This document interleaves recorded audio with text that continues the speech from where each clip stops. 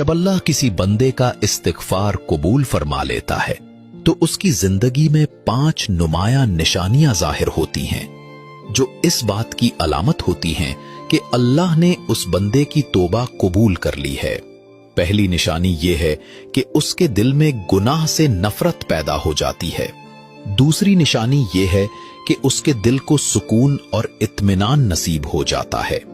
तीसरी निशानी ये है कि उसकी जिंदगी में बरकत और आसानियां आना शुरू हो जाती हैं, बेबरकती रुकावटें और मुश्किलात कम होने लगती हैं और मामलात में खैर व बरकत महसूस होने लगती है।